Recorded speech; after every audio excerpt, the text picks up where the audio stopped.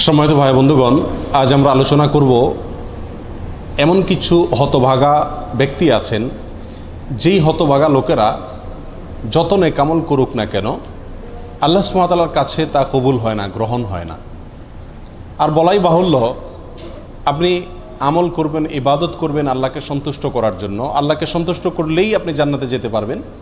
যে আল্লাহকে সন্তুষ্ট করবার জন্য আমরা আমল, ইবাদত, জিকির, আজকার, তাসবিহ, সালাত, সিয়াম সব করি, সে আল্লাহর কাছে যদি এগুলো অ্যাকসেপ্টেড না হয়, গ্রহণযোগ্য না হয়, আল্লাহ যদি সেগুলোকে গ্রহণ না করেন, তাহলে এই আমল করে আমাদের কোনো উপকার আসবে না। ঠিক না ঠিক? সুতরাং আল্লাহর কাছে যে কোনো আমল গ্রহণযোগ্য হওয়ার জন্য মৌলিকভাবে তার কয়েকটা শর্ত আছে। তার ভিতরে 1 নম্বরের শর্ত হলো ঈমান থাকা। যদি কারোর ভিতরে ঈমানই না থাকে, সে যত ভালো কাজই করুক না কেন আল্লাহর কাছে সেটা গ্রহণযোগ্য হবে না। দ্বিতীয়ত, যেটি মৌলিক শর্ত যে কোনো আমল আল্লাহর কাছে গ্রহণযোগ্য হওয়ার জন্য, সেটি হলো আমলটি নবী আলাইহিস সালাতু ওয়াস সালামের পদ্ধতি অনুযায়ী হতে হবে। এছাড়া অন্য কোনো মনগড়া পদ্ধতি অনুযায়ী করলে সে আমল আল্লাহর কাছে গ্রহণযোগ্য হবে না।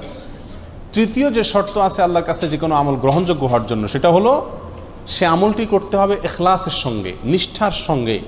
এই আমলটি হবে শুধুমাত্র মালিককে খুশি করার জন্য।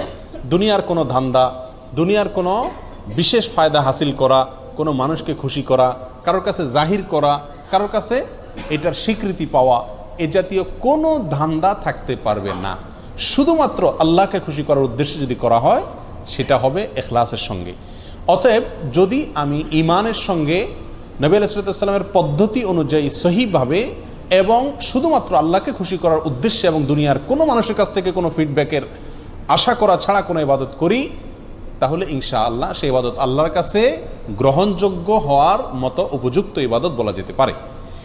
এরপরেও ব্যক্তির ব্যক্তিগত কিছু চারিত্রিক ত্রুটির কারণে, কিছু দোষের কারণে, কিছু খারাপ স্বভাবের কারণে অনেক সময় এই শর্তগুলো থাকা সত্ত্বেও আল্লাহ সুবহানাহু ওয়া তাআলার কাছে আমল গ্রহণযোগ্য হয় না।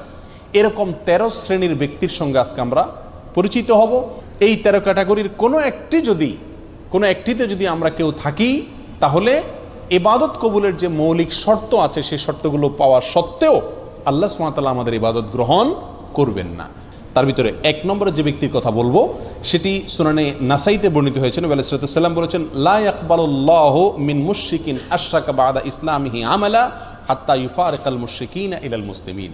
অর্থাৎ নবী আলাইহিস সালাম বলেছেন, কোনো ব্যক্তি ইসলাম গ্রহণ করলেন, আগে তিনি অমুসলিম ছিলেন, ইসলাম গ্রহণ করার পরে যদি আবার সে শিরকে ফিরে যায়, আবার তিনি যদি শিরকে লিপ্ত হয়ে যান, তাহলে তার কোনো আমল আল্লাহ সুবহানাহু ওয়া তাআলা গ্রহণ করবেন না।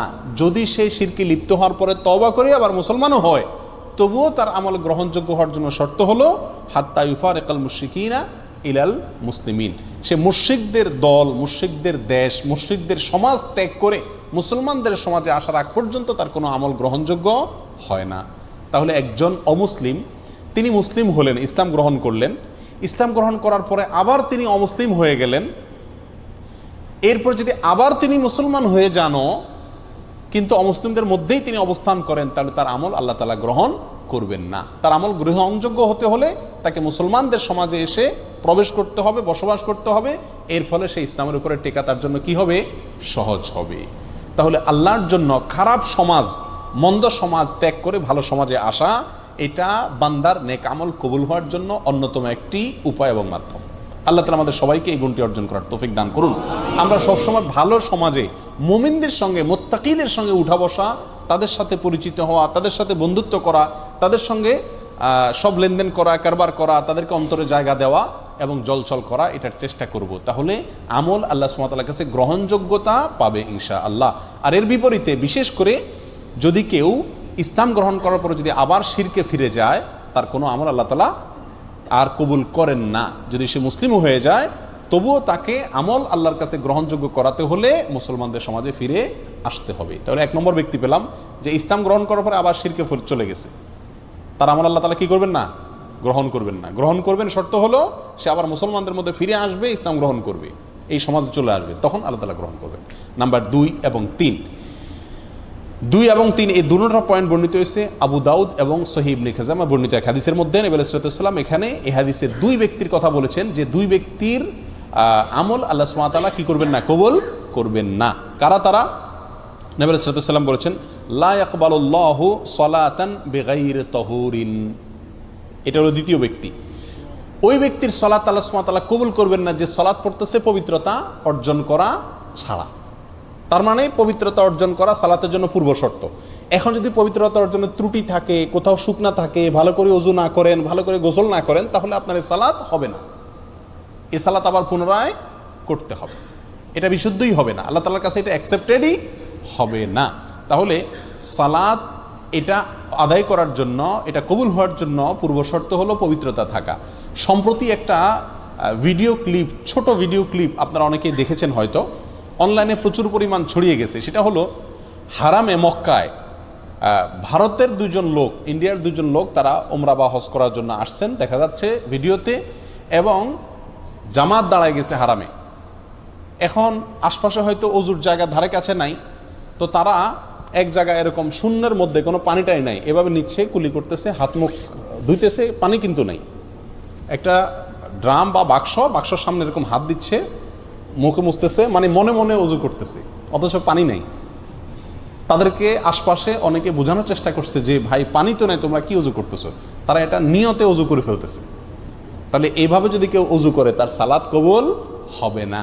অপবিত্র ব্যক্তির সালাত নামক ইবাদত আল্লাহ কি করবেন না, কবুল করবেন না। এটা হলো দ্বিতীয় ব্যক্তি যার সালাত বা ইবাদত কি হবে না, কবুল হবে না। অতএব ভালোভাবে উত্তম রূপে ওযু এবং গোসল করতে হবে। নাম্বার 3, ওয়ালা সাদকাতা মিন গুলুল। আমাদের সমাজে আজ হালাল ইনকাম করা মানুষ, হালাল উপার্জন করা মানুষ সোনার হরিণ হয়ে গেছে ভাই। আলহামদুলিল্লাহ, দানকারী মানুষের অভাব নেই, সবাই টুকটাক দান করার চেষ্টা করে। কিন্তু এই হাদিসটি জানার পরে দান করার চাইতে ইনকাম যেন হালাল থাকে সেদিকে আমরা বেশি গুরুত্ব দেব। নবী আলাইহিস সালাম বলেছেন ওয়ালা সাদকাতা মিন গুলুল। অবৈধ সম্পদ আত্মসাৎ করে যে সম্পদ কামাই করেছেন, হারাম উপায়ে যে সম্পদ কামাই করেছেন, সেই সম্পদ দিয়ে যদি আপনি সাদকা করেন, দান করেন, এই দান কবুল হবে না, এটা আল্লাহর কাছে গ্রহণযোগ্য হবে না। তাহলে তৃতীয় ব্যক্তি হলেন ওই ব্যক্তি যে ব্যক্তি হারাম পথে উপার্জন করেন, তার দানের ইবাদত আল্লাহ কি করবেন না, কবুল করবেন না। নাম্বার 4 নম্বর, যার আমল ইবাদত কবুল হবে না, বিশেষ করে সালাতের কথা বলা হচ্ছে এখানে, সালাত কবুল হবে না, তিনি হলেন ওই মহিলা যে মহিলা সালাত আদায় করছেন অথচ তিনি খেমার পরেন নাই, অর্থাৎ ওড়না পরেন নাই। সুনান আবু দাউদের হাদিসে আসছে নবী সাল্লাল্লাহু আলাইহি ওয়াসাল্লাম বলেছেন লা ইয়াকবালুল্লাহু সালাতা হাইদিন ইল্লা বিখিমার। প্রাপ্ত বয়স্কা মহিলা তিনি যদি সালাত আদায় করেন তো তার সালাত আল্লাহ সুবহানাহু ওয়া তাআলা কি করবেন না, কবুল করবেন না, যদি তার মাথায় কি না থাকে, ওড়না না থাকে। অর্থাৎ যেভাবে সতর ঢেকে সালাত আদায় করা দরকার সেভাবে যদি সতর না ঢাকা হয় তাহলে তার সালাত হবে না।